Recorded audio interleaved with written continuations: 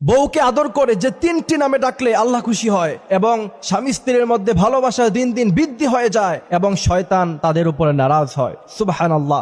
বউকে আদর করে এই তিনটি নামে সবসময় ডাকবেন। আল্লাহ রাসূল সাল্লাল্লাহু আলাইহি ওয়াসাল্লাম আম্মা জানা আয়েশা রাদিয়াল্লাহু তাআলা আনহাকে এই তিনটি নামে তিনি কিন্তু ডাকতেন। আমার ভাইরা, আজকে বিয়ে হওয়ার পরে মডার্ন যুগ, স্ত্রীকে জান বলে ডাকে, তারপর আর কি যেন বেবি বলে ডাকে, অথচ আল্লাহ রাসূল সাল্লাল্লাহু আলাইহি ওয়াসাল্লাম একজন স্বামী হিসাবে ছিলেন সবচাইতে ভালো স্বামী। আম্মা জান আয়েশা রাদিয়াল্লাহু তাআলা আনহা বলতেন, আল্লাহ রাসূল সাল্লাল্লাহু আলাইহি ওয়াসাল্লাম আমাদেরকে যে ভালোবাসা, যে মহব্বত দিয়েছেন, পৃথিবীর কোন স্বামী তার স্ত্রীকে এত বেশি ভালোবাসতে পারে বলে আমার কাছে মনে হয় না। আম্মা জান আয়েশা রাদিয়াল্লাহু তাআলা আনহা বলছেন, আল্লাহ রাসূল সাল্লাল্লাহু আলাইহি ওয়াসাল্লাম আমাকে প্রথমে ডাকতেন হুমায়রা বলে। হুমায়রা শব্দের অর্থ হচ্ছে লাল ধরনের একটা দামি পাখি। দ্বিতীয় নম্বরে আপনি চাইলে আপনার স্ত্রীকে তার বাবার নাম ধরে ইবনাতুন শব্দ লাগিয়ে আপনি আপনার স্ত্রীকে ডাকতে পারেন। তৃতীয় নম্বরে আল্লাহ